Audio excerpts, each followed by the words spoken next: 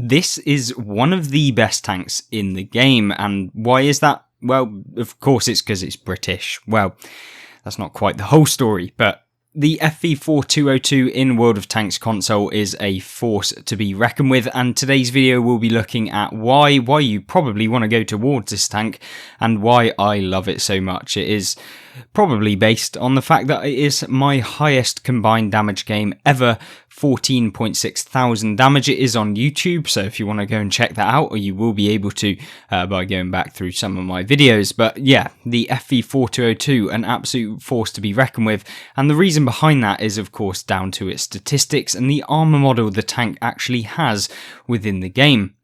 Now, a top speed forward of 50 kilometers an hour means that it is not a slow medium by any force of, well, any figment of the imagination. And that is because it has been increased. It once was, I believe, in the region of 40 to 45 kilometers an hour, obviously boosted up to now be in pretty close competition to its, well, counterpart, the Centurion Action X, and that is having a 53 kilometers an hour top speed. So it's got an extra 3 kilometers an hour over the FV4202. However, the FV4202 has some big things over the Centurion Action X, and that is of course having those HESH rounds that the tank does get, and that is why this tank becomes one of my favourite within the game, why it is one of the best tanks and best medium tanks within World of Tanks, and that is because it just has the versatility to mobilise those kind of HESH rounds when you need them, get them into the rounds and load them up ready for your next opponent. And since the DPM on the tank is very, very nice, I think you've got a 6.68 second reload to be able to do either 390 alpha damage with your standard rounds or 480 with those HESH rounds. And trust me, with 210 millimeters of penetration, a lot of the lightly armored tanks and some of those medium tanks that you'll be coming up against really can be penned very reliably, and when you're out trading a lot of the opponents that you're coming up against with those HESH rounds, they soon disappear. And so we're going to look at what this tank can do in the game, and we're going to see whether or not it actually lives up to its reputation, whether we can have some good games live, and hopefully you guys can leave your own opinions as to what medium tank you think at tier 10 is the best one, because obviously there's a whole host of medium tanks. We have the Object 430U, obviously the Action X, we've got a variety of different ones, 140, T62A, all sorts at tier 10, and of course let me know in the comment section down below. I do like to check through some of your opinions, and we can always produce videos on those tanks that you think are better, and so that is always a reason to comment in the comment section down below. But other than that, let's get into the gameplay and show you what this tank can do in some matchups, probably in highly tier 10 matchups at that. Now, we have got a fairly decent matchup in this game. We are playing, of course, on Ghost Town, which is one of those maps that medium tanks like this, where they have rapid DPM, can really pull off some amazing games, which you probably wouldn't expect from a medium tank on primarily a heavy tank map, really. When you think about Ghost Town, short corners, a lot of close quarters fighting, a lot of using kind of your knowledge of progression and where to push and where to use those kind of your DPM and your gun best within the matchups when you come to those choke points, and that is where I guess Ghost Town is one of the better maps for that and that kind of playstyle. But when you can put this tank into a situation where a lot of the enemy tanks that you're going to be coming up against are going to really struggle to reliably pen you because of the turret armor that the tank gets, which, trust me, is a lot better than it used to be. It did get big buffs when the Action X line all got buffed to a more reasonable turret armor range where you could actually bounce a few shots, as opposed to what was previously in this game where you would very reliably get penned in that upper bit of the turret where you can see right there. Now, am I saying it's unpennable in the top? Absolutely not. This tank is definitely pennable, and yeah, you'll see that with some of the high alpha damage and high penetration guns that can be hitting you, and trust me, they hit you very reliably if they do, and you will be losing a lot of hit points if they do.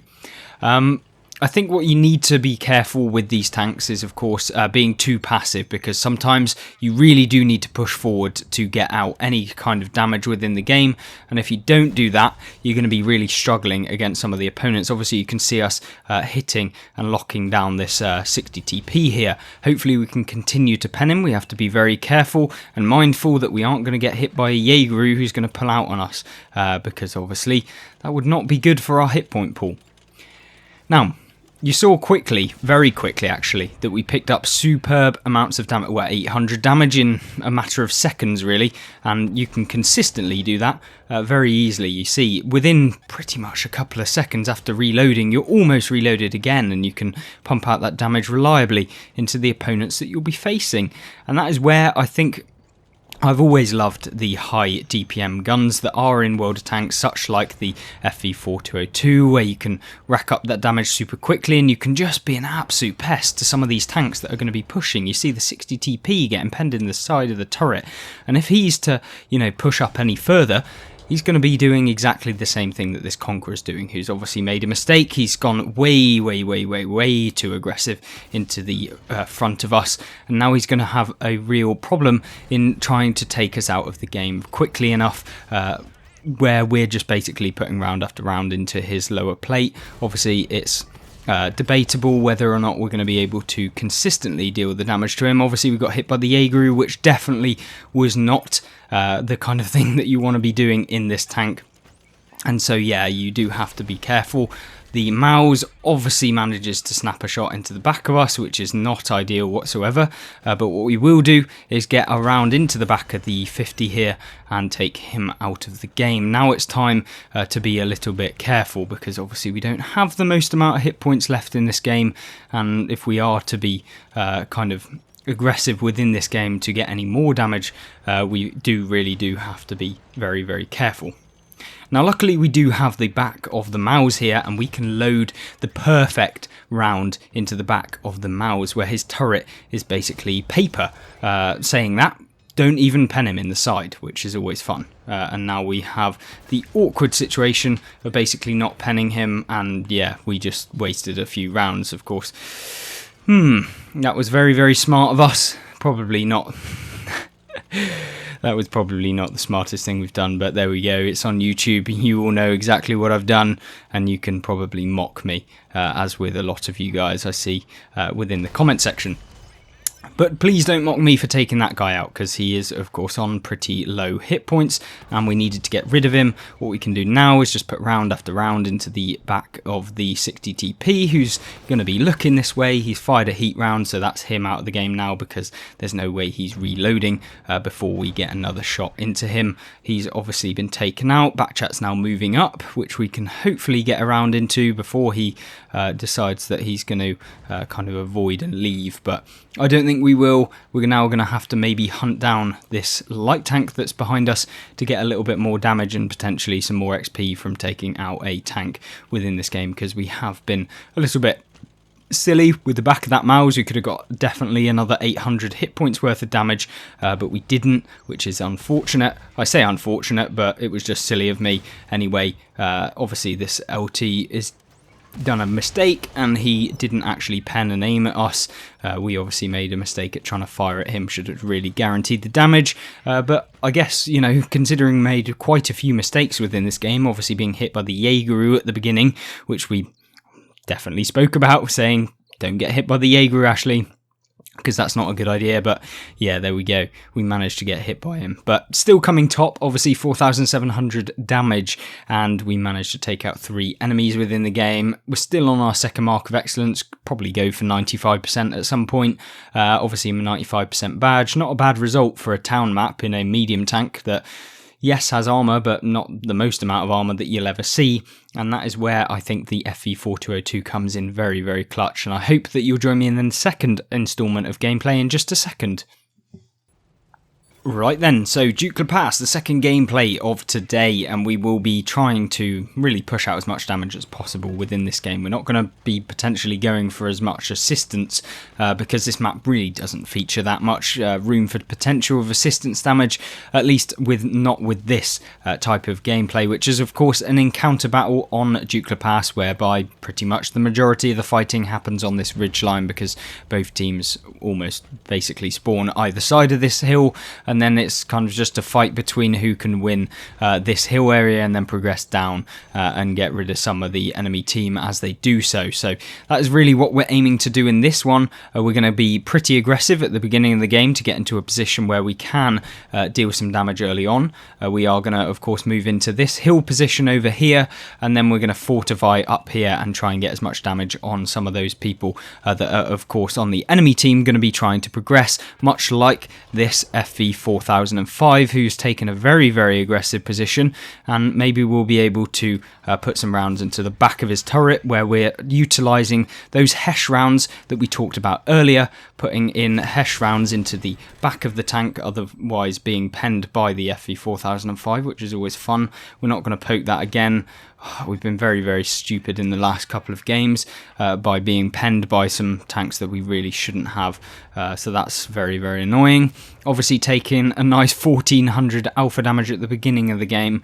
I guess what we can do is potentially have a good comeback. I guess that's the only real salvation that we could have within this game. But what we are going to do now is, you saw that there was a tiger back in the back anyway, and we're going to try and put some rounds into him. What we will do, however, is be very mindful that the enemy tanks are going to be pushing up from behind, and so what we may even do is try and get into a position to put some rounds into them with little kind of attempt at them actually hitting us back. So we are going to fully aim, of course, when we're at this sort of distance against some of these.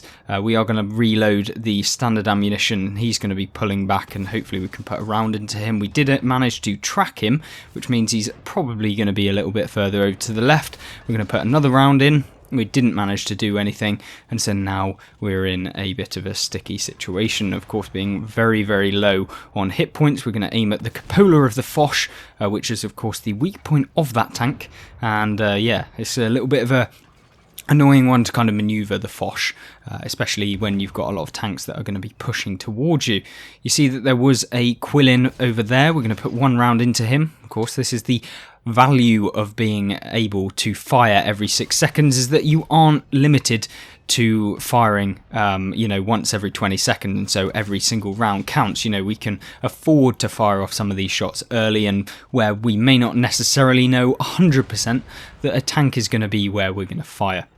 Now we saw that our tank here has just been taken out, so we've got to be very careful as to what's going to be pushing up behind us, and we do have a light tank that is of course pushing up behind us, so we're going to try and put one into him. We do manage to do that, and now it's time for us to be aggressive and just move over this hill here, because we probably will be getting shot from behind, and that's going to be of course what happens. Now, the 430U over here, we're going to help out the M46 on our team. Going to be a little bit of a help here. Unfortunately, he's already gone, and so now we can turn around and help out our team with potentially the Udares over here, and the Kranvong and the Foch 155 on the enemy team. Now, of course, what we do need to obviously be mindful of is anyone that just superbly goes basically aggressive and pushes up behind us. We've got a Tiger 2 over here who's going to be behind us. Hopefully he doesn't turn for us, and he doesn't, which is obviously very nice. We can put another round into the back of him, and he's pretty much going to be a goner, at least I'd hope so anyway.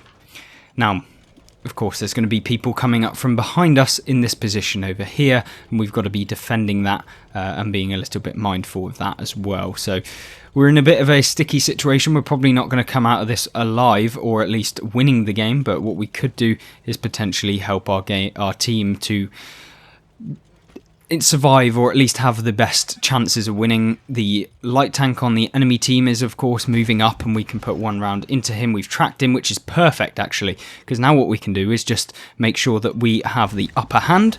We're going to bounce that one, which is always fun. Now we've got a Pantera who's managed to get around us, and there we go, ended the game. But very disappointing result, that one.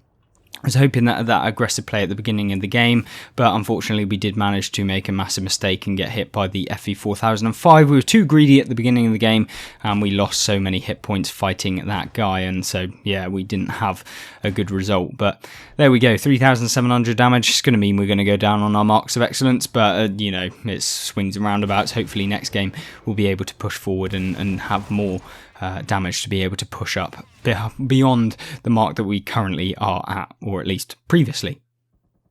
Now this tank has the ability to overcome some of those games, as you saw in the last one, whereby, you know, you may have a pretty bad scenario at the beginning of the game, losing that 1400 damage to the FE4005, but you can still pull out damage results even in those kind of games where you make that such a massive mistake at the beginning. You still can pull out that 3700 damage and help your team to win, at least making the best of the scenario that you're given, and this is exactly what we're going to try and do. The Prokhorovka map is probably one of the better ones for the FE. That's because you have the vision range. You've also got that high DPM to be able to get out damage very, very quickly into some of the opponents that you'll be facing. Obviously, it's very nice when you can find a lot of the enemies very easily within maps like this. Obviously, then you don't rely on the light tanks on your team to be the ones that are going to spot. We've got an enemy that is in the cap circle, and they're going to be pushing in the cap circle very early on within the game, and that is something that I don't like losing to, is obviously cap circles. And Encounter Battle, for some reason, has been on the last like 5 games that I've played within the game, which is very annoying, especially since, you know, it's pretty bad. I don't like Encounter Battle because a lot of the time it's just forcing you into the cap circle, which, you know, when you have got a pretty limited team, they don't always do, and then you can lose the game very easily, because one tank against 3 people in the cap circle doesn't go very well, especially when a lot of the cap circles are out in the middle of the open and you have absolutely no support, meaning that, yeah, you might push into the cap circle and you might reset it for an extra 20 seconds, but if your team aren't doing anything, it doesn't really matter at the end of the day, so you just end up throwing your tank away and no one actually does anything to help you. So that's something I absolutely despise within the game, but there we go, it's part of the game, and so we can't really complain too much. But what we can do, of course, is put damage into these tank destroyers and the people camping on the enemy hill. Now, you did see that there was a heavy tank up there as well. Don't know what it was, but what we can do now is obviously push forward and try and spot for our team. If we can get up onto this ridgeline, maybe we'll spot the person in the cap who appears actually to already be spotted, and it may be the 60 TP that's sat in the cap, which is an annoying tank, to say the least, to be the one in the cap circle. Now, knowing what we know, and having me lag for some reason, where I'm just spinning around in circles. Right then, so catching you back after a gigantic lag spike, because, you know, World of Tanks things, we will be trying to get back into the game, because, yeah, it's just been an absolute nightmare to try and sort out, but there we go, we have the T110E5, we need to destroy some of these buildings to basically be able to hit him. In the meantime, we can hope that we get some assistance damage whilst we do that, potentially, I don't know. Obviously, we pop up the camo again to be able to try and get some rounds into the T110E5. Got to be a little bit careful that we aren't getting hit by any TDs that will punish us very rapidly. Obviously, it's pretty much free damage against this E5. He's got pretty much no chance to be able to deal any damage to us, really, and we can put out those rounds very easily into the side of him. This is exactly the position you want to be in, where you're getting assistance and actual damage against some of the opponents that you'll be playing against. It's very easy when you're doing that in the FE4202 to suddenly have games where you are just absolutely demolishing the enemy team. And you can see right here, we've picked up 2,000 assist damage with very little kind of attempts, or at least very little kind of thought process. We've really not had to rush the game, we've really not had to think much in this game, and so that is exactly the sort of tank you want, really, where you're not having to actually think because the tank's doing it for you. What we will do, however, in this game is get into a position over here. My apologies, Rheinmetall, I didn't mean to go in there. wasn't paying attention as usual. But what we can do now is, you know, try and get some damage on some of these. Obviously, got to be careful about the these Object 268s and anyone else that's going to be camping up there. Maybe we should start destroying some of these buildings so that we can then get shots into them, because sometimes you have to clear the debris in the way. Don't know if these are actually destructible buildings. They probably aren't because of wargaming, you know. But what we will do now is, obviously the Quillin's now coming in for some reason, but what we will do is just put rounds into him. Is pretty much guaranteed pen if we hit him in the side with the standard rounds of the tank. We've not really utilised those Hesh rounds in such games really in the last couple of ones. So maybe we should start doing that and hoping that we can get some more damage pretty quickly. Obviously you can see me utilising the position up here. Don't know how I didn't manage to pen that 50B there, which is really, really unfortunate. What we will try to do, however, is get damage into the T95 over there. We've obviously got some tanks that are probably going to be looking to hit us in the side, which is annoying, but no real bother to us. Obviously we can put rounds into that guy. We've got someone up on the hill that's going to be looking at us, which is why we're getting hit by the hill. Obviously 3,500 assistance damage. No one's going to sniff at that, are they really? Just adds to the game, adds to how much XP you're going to earn, and even when you're having a game like 2,100 actual damage, means that you're going to go up on your marks of excellence, because especially if you're into marks of excellence, which I'm sure a lot of you probably will be, if you play World of Tanks, and especially if you're getting towards tier 10, it's kind of what you end up doing, even if you aren't actually that fussed on going towards your marks of excellence, because I guess it just gives you something to do when you're kind of at the end of the game, at the end kind of pinnacle of the game. So here you see, obviously we can put rounds into the 752, which is that autoloader that you can get from finishing off the season. Last season, I should say now, because obviously the season's ended by the time you watch this video, but as of the current recording, it hasn't ended yet, so yeah, there's always that. Now what we're going to do, obviously push up pretty aggressively. We then have this Object 268 version 5 who's now being super aggressive, and we low roll, which is absolutely outrageous, but what we will do now is just make sure that we get him out the game, and now we can kind of be a little bit careful, because there was of course someone on the hill that we need to think about, because yeah, we don't want to be getting taken out. I don't quite know what it was either.